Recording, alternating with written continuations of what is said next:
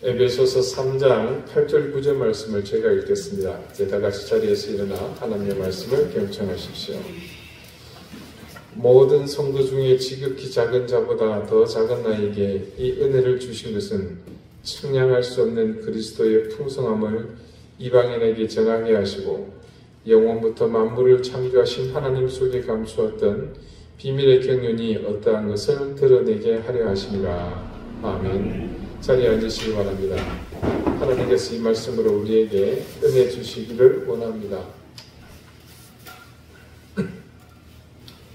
성경을 통틀어서 또 그리고 기독교 역사 전체를 볼 때도 하나님 앞에서 실패하는 경우는 단 한 가지, 그것은 곧 교만 때문입니다. 우리 삶의 중심이 무엇이냐는 언제나 변함없는 굉장히 중요한 문제입니다. 하나님 앞에서 실패하는 경우에 있어서 으뜸이 되는 것이 교만이지만 그 교만의 근간이 되는 것이 바로 하나님을 저버리고 자기 중심의 삶으로 고착되는 경우입니다. 사무엘상 9장 19절 이하에 기록된 말씀인데요. 제가 한번 읽어보겠습니다. 사무엘이 사울에게 대답하여 이르되 내가 선견자이니라. 너는 내 앞서 산당으로 올라가라. 너희가 오늘 나와 함께 먹을 것이요 아침에는 내가 너를 보내되 네 마음에 있는 것을 다 네게 말하리라. 사흘 전에 이른 네 암나기를 염려하지 말라. 찾았느니라. 온 이스라엘이 사모하는 자가 누구냐? 너와 내 아버지의 온 집이 아니냐 하는지라. 사울이 대답하여 이르되 나는 이스라엘 지파의 가장 작은 지파 베냐민 사람이 아니니까. 또 나의 가족은 베냐민 지파 모든 가족 중에 가장 미약하지 아니하니까 당신이 어찌하여 내게 이같이 말씀하시니까 하니. 이 말씀은 들으면서 짐작하셨겠지만 이스라엘의 초대 왕인 사울의 등장에 관한 이야기입니다. 사사시대의 혼란이 가중되는 가운데 백성이 자신들도 제사장이 아닌 왕이 직접 다스리는 그런 나라가 되었으면 좋겠다. 그래서 왕으로부터 직접 통치를 받고 싶다는 요청으로 사무엘이 그들의 요청에 따라 하나님으로부터 왕제를 소개받게 됩니다. 하나님도 사무엘도 왕을 세워서 하나님의 직접 통치보다 인간인 왕의 통치를 받겠다는 주장에 대해 맞득살았지만 결국 왕을 세우게 됩니다. 사울은 그렇게 하나님에 의해 선택된 이스라엘 최초의 왕입니다. 그런데 사무엘 앞에 하나님께서 말씀하신 대로 나타났을 때의 모습은 정말로 겸손하기 이를 데 없는 그런 모습이었습니다. 사울이 대답하여 이르되 나는 이스라엘 지파의 가장 작은 지파 베냐민 사람이 아니니까. 여러분, 이스라엘 지파 중에서 가장 작은 지파가 베냐민 지파입니다. 왜 그런지 혹시 아세요? 사사기 끝무렵을 보면요, 이 베냐민 지파와 이스라엘 11지파가 전쟁을 벌이는 일이 나타납니다. 그때 처참하게 도륙을 당하거든요. 그래서 진짜 미약합니다. 그런데도 그 중에서 또 나의 가족은 모든 가족 중에 가장 미약하지 아니하니까 당신이 어찌하여 내게 이같이 말씀하시니까 하니. 사무엘은요, 당시 사울을 보았을 때 외모가 출중했습니다. 다른 사람보다 머리 위에 머리가 하나 더 있으니까요. 그 위쪽에 공기가 다르다 그러지 않습니까?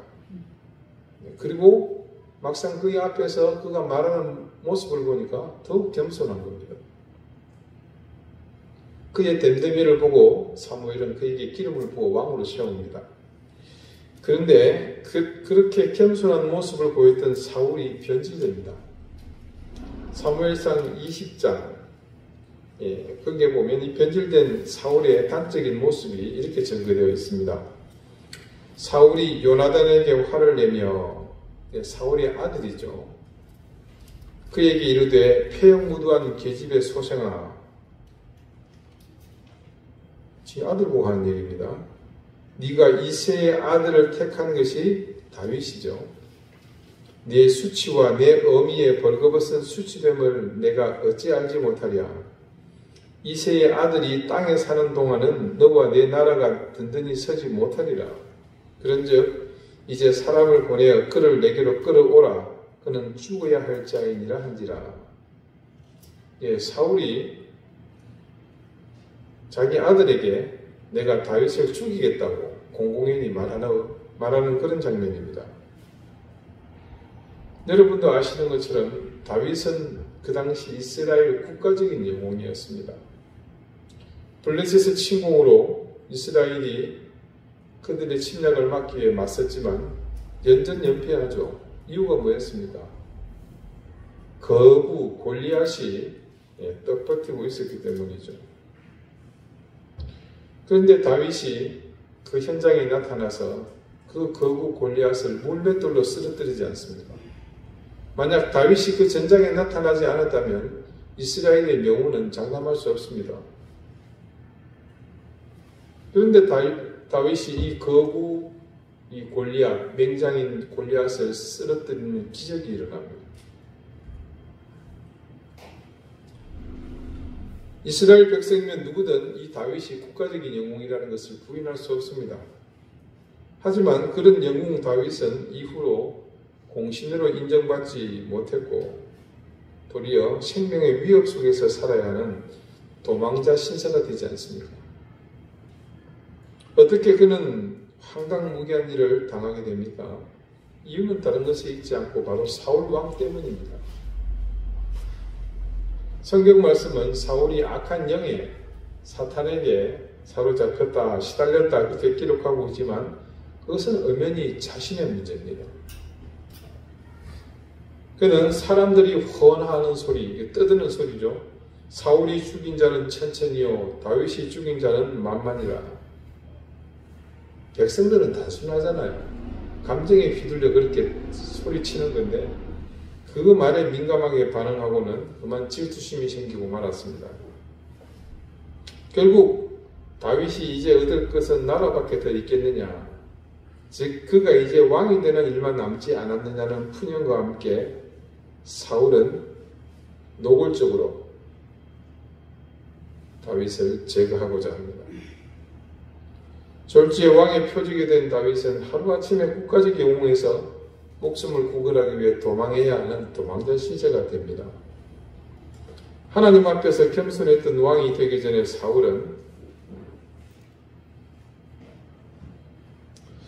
그 스스로 집안이 미천함과 동시에 또한 자기 또한 그런 미천함의 한 부분임을 고백할 줄 아는 그야말로 겸손한 사람이었습니다. 심지어 그는 하나님도 아니고 하나님의 선지자를 만나는 일에도 두려움을 가지고 어찌할 바를 몰라 우왕좌왕할 정도로 하나님이 삶의 가장 중심에 있는 그런 삶을 살던 사람이었습니다. 그랬던 사울이 왕의 권력을 맛본 다음에 변질되죠. 왕의 자리에서 권력을 맛본 사울은 더 이상 하나님을 자기 중심에 두고 살지 않았습니다. 그런 사울의 삶을 증언하는 말씀들이 그대로 적나라하게 기록되어 있지 않습니까? 그런데 여러분, 이것은 비단 사울 개인만의 문제는 아니었습니다. 그게 무슨 얘기냐면 이것은 제도적으로 그렇게 될 수밖에 없어요. 사무엘을 통해 하나님은 왕을 요구하는 이스라엘 백성에게 분명하게 경고했습니다. 그 내용을 잠깐 읽어드릴게요. 사무엘상 8장 10절 이하에 있는 내용입니다. 사무엘이 왕을 요구하는 백성에게 여호와의 모든 말씀을 말하여 이르되 너희를 다스릴 왕의 제도는 이러하니라.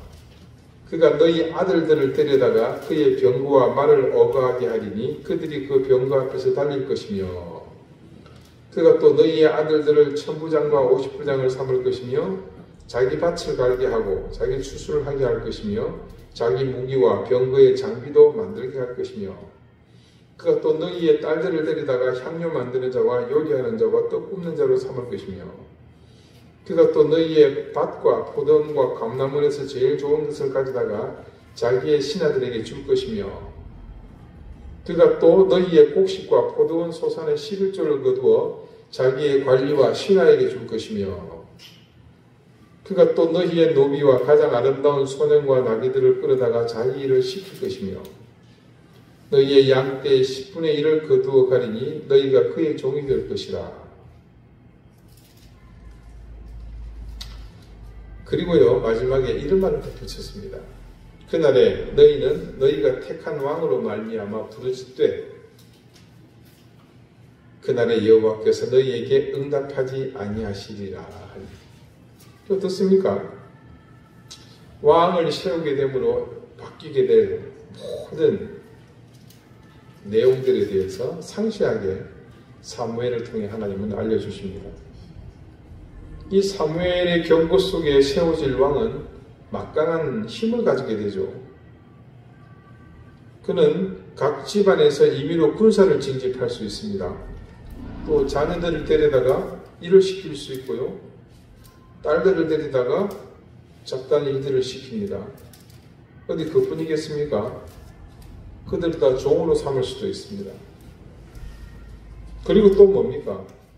왕이 자신들의 재물에 대한 권한을 가지게 됩니다. 사람에 대한 권한, 재물에 대한 권한. 뭡니까? 왕의 강력한 힘을 상징하는 거잖아요. 그래서 백성은 이제 왕의 통치 아래서 종의 삶을 살아야 할 그런 처지에 놓이게 됩니다.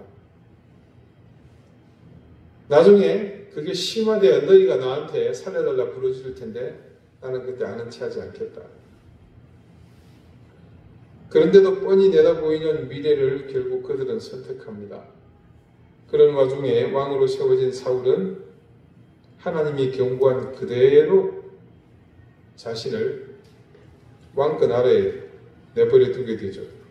결국 이는 이스라엘 백성도 왕으로 세워진 사울도 모두가 하나님의 그 중심에서 배제하게 되므로 모두가 함께 실패의 길로 치닫고 만선입니다. 왕을 요구하는 이스라엘 백성의 연주와 농성에 분노한 사무엘에게 하나님은 말씀하시기를 이는 저들이 너를 버린 것이 아니다. 누구를 버렸다고 말씀하셨습니까? 나를 버린 것이다. 나를 버려 내가 저희의 하나님이 되지 못하게 하려 합니다. 사울의 실패는 하나님을 중심으로 살지 못한 인생들이 필연적으로 겪어야 할 일이겠습니다. 이 사울이라는 이름이요 신약에 등장하죠. 그때 이 사울이라는 이름의 뜻이 뭐냐면 큰 자라는 뜻입니다. 그래서 당대 율법에 능통할 뿐만 아니라 출신 성분도 바리새인이었던 가말리엘의 수제자 사울에게는 아주 잘 어울리는 이름이었습니다. 그처럼 같은 이름을 가졌던 신약의 사울은 그 삶이 초대왕 사울과는 거꾸로였습니다. 이 거꾸로라는 게 순서가 바뀌었다고 말하는 게 더 정확하겠네요.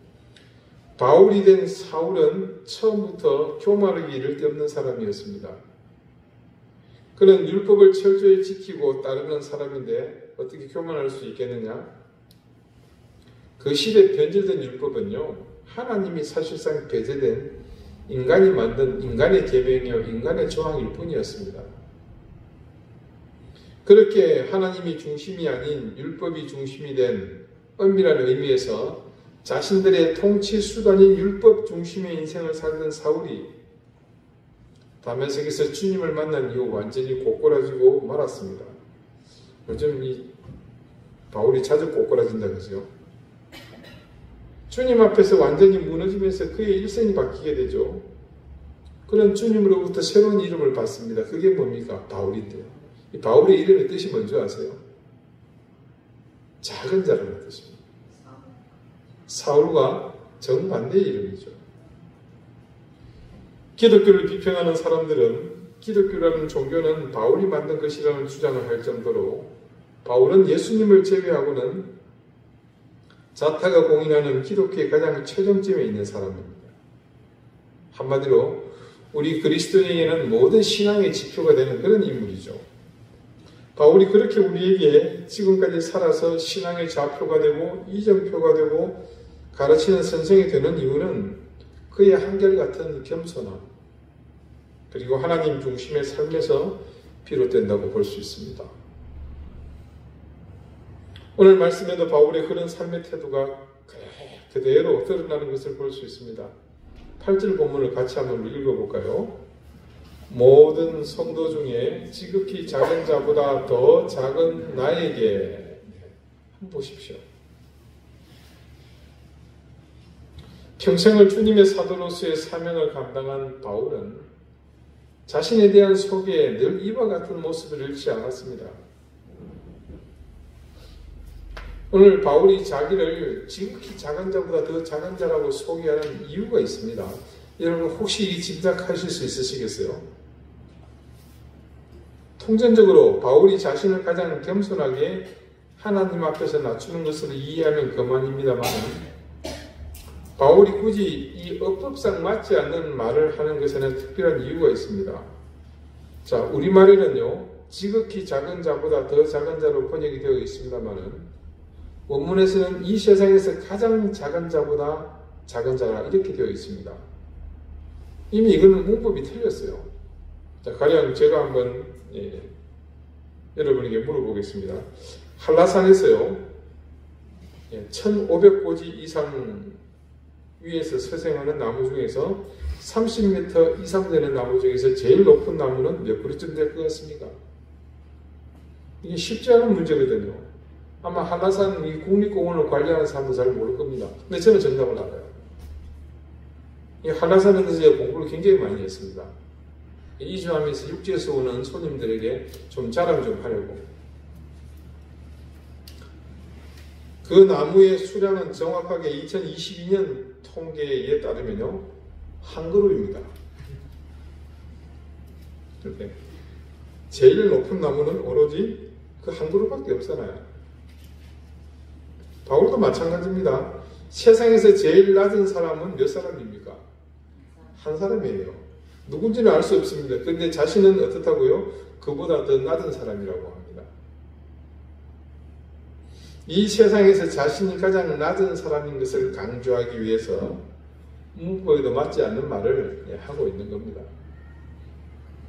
그렇게까지 무리해서 자신을 낮춘 데는 단 한 가지 이유가 있기 때문에 추정합니다.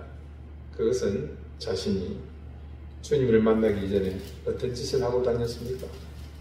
주님을 따르는 사람들을 박해하고 다녔기 때문에, 그 전과 때문에 스스로를 그렇게 한다고 대부분의 신학자들이 추정을 합니다.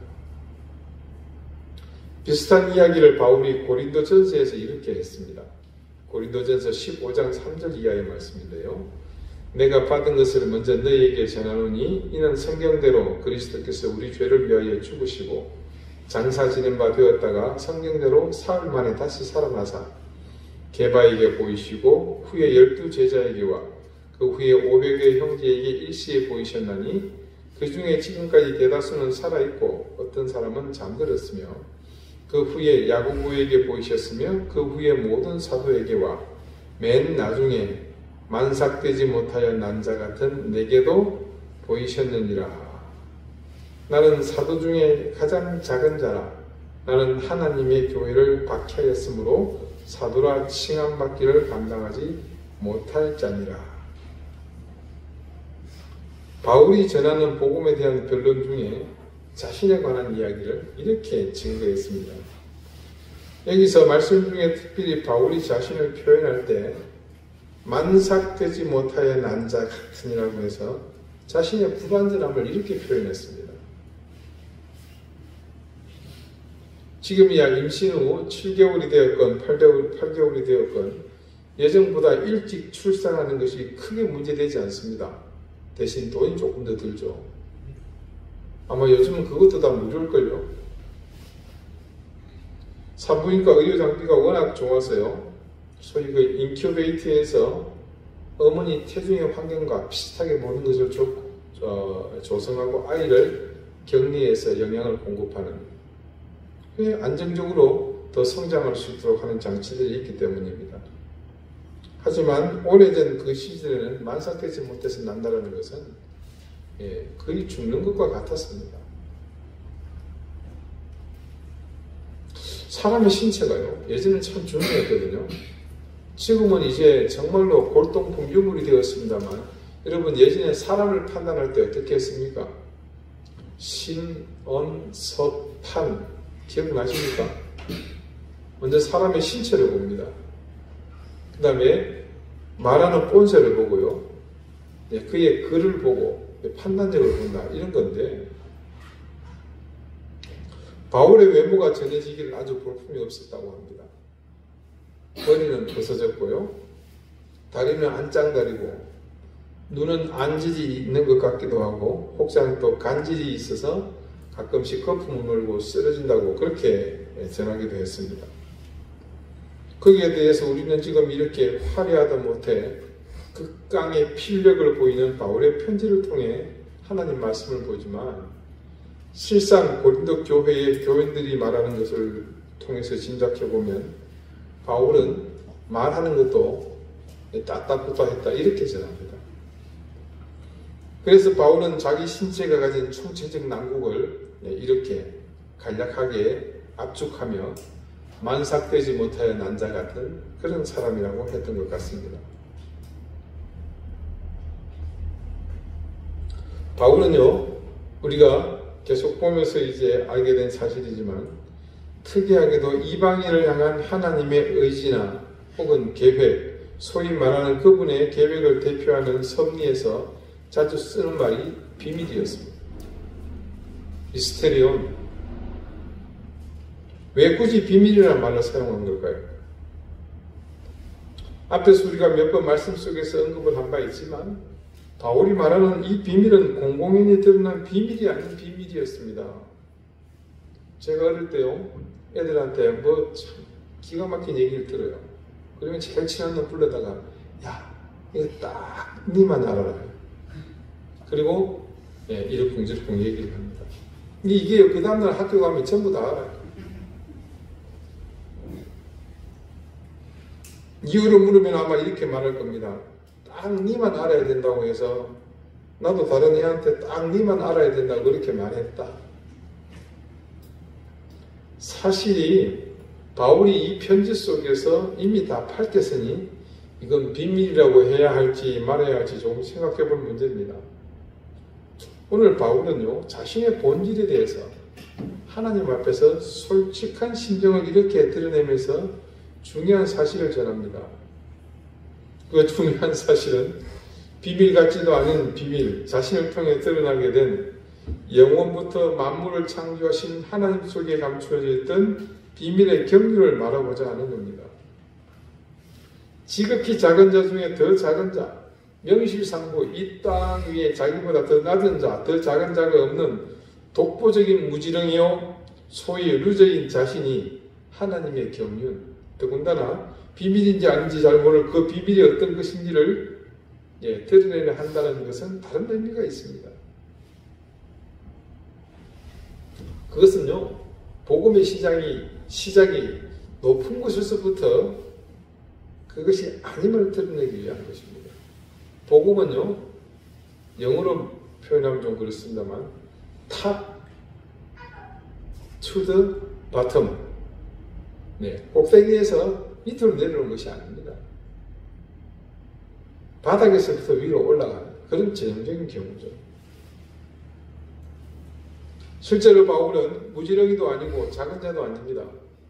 누구보다 많이 배웠고 세상의 이치에도 밝을 뿐 아니라 당대 유대교에서 최고의 지성으로 꼽히는 바리새인이었습니다. 그런데 그렇게 잘난 바울 아닌 사울에게 복음은 먼 나라의 얘기였죠. 그렇게 높은 곳에 있는 잘난 사울은 결코 하나님 경륜의 비밀이 전해질 대상이 아니었던 셈입니다.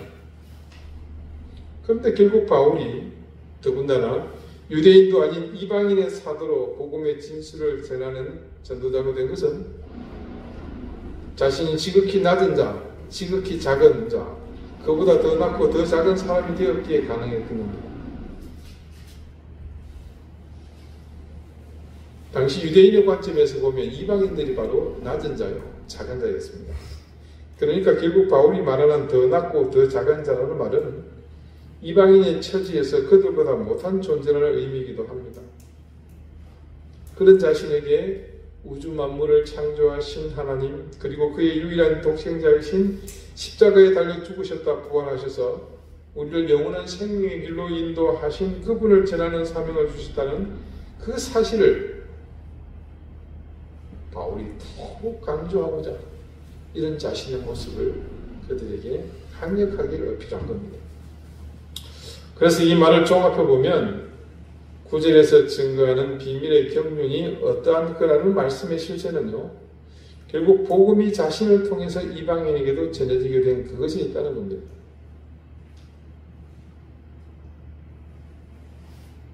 그런데 그 경륜의 비밀, 경륜 기억나십니까? 헬라어? 오이코노미아.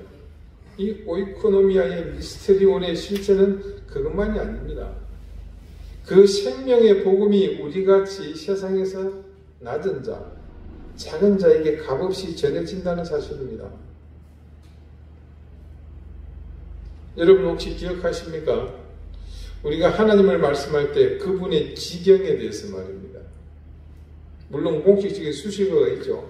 상천하지의 하나님, 무소부재하신 하나님, 전지전능하신 하나님, 그 외에도 몇 개가 있습니다만, 이런 수식어나 지칭하는 말을 종합해보면 하나님께서 영향을 미치시는 곳이 시간과 공간, 상황과 시간을 모두 아우르고 있다는 사실을 우리는 알게 됩니다. 심지어 그분은 시간을 창조하시는 분이기 때문에 시간의 구습관에 살지도 않습니다. 그래서 마치 우리가 이 꼬치에다가 피망, 소세지, 돼지고기, 소고기, 양고기, 닭고기, 또 뭐가 있나, 옥수수, 기타 등등 이것을 한 줄로 쭉 깨듯이 우리의 과거, 현재, 미래를 꿰어서 그걸 놓고 우리를 판단할 수 있는 그런 분이시죠.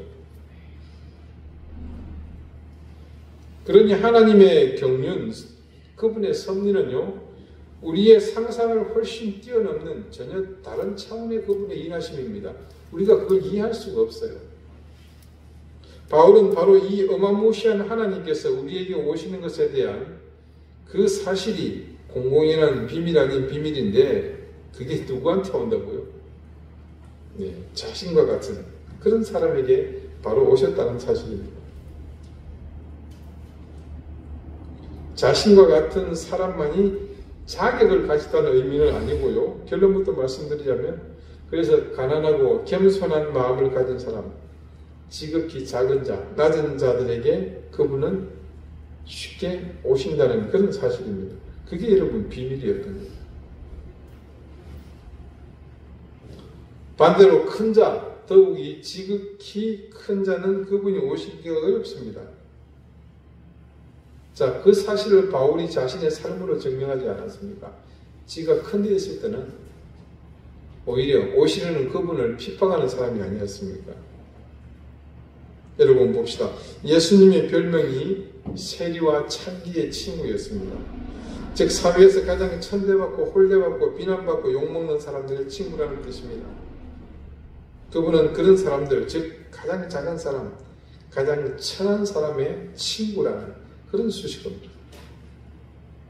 그리고 그분은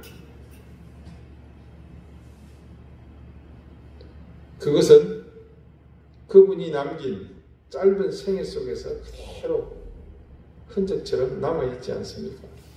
그것이 그분의 그런 삶을 증언합니다.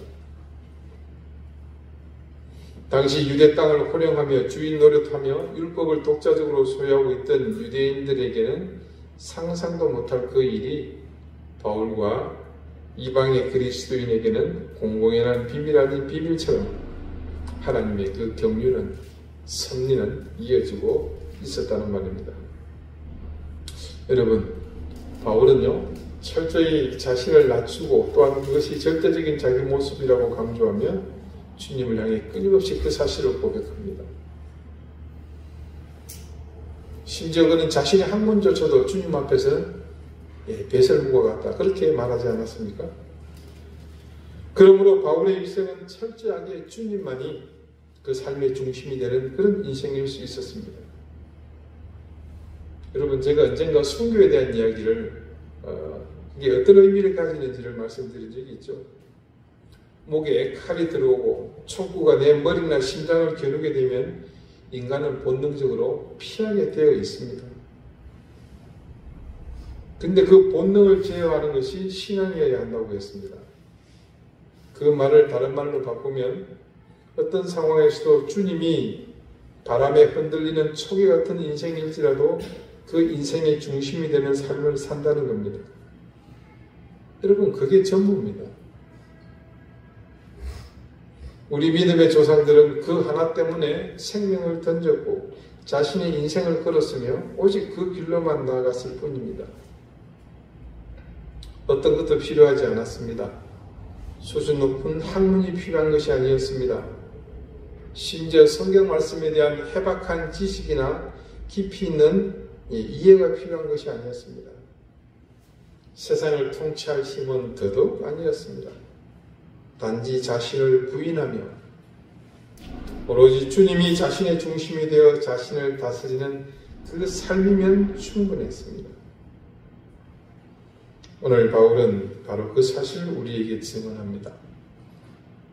지극히 작은 자보다 더 작은 나, 하나님의 의 앞에서 내세울 것이 아무것도 없는 사람인 자신에게도 이 놀라운 은혜의 사명을 주신 하나님이 바로 우리에게도 주신다는 사실을 증언합니다.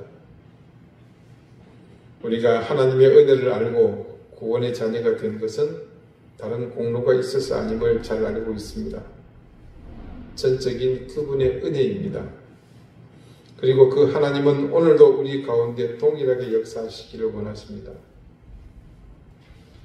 우리가 그분의 역사하심을 기대하는 길은 오직 하나, 바울과 같이 우리가 더 작고 낮은 자로 하나님 앞에 서는 겁니다. 우리 앞에 산적한 모든 영적인 문제의 해결책은 오로지 하나님의 은혜만이 유일한 해법이라면 우리의 선택은 단 한 가지입니다.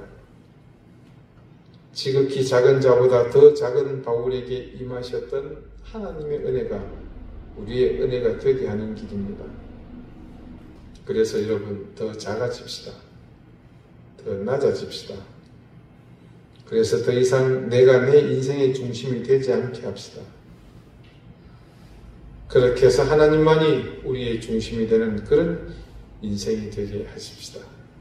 기도드리시겠습니다. 하나님, 하나님의 경륜은 권력의 중심에 있는 통치자들을 통해서 나타나지 않으셨습니다.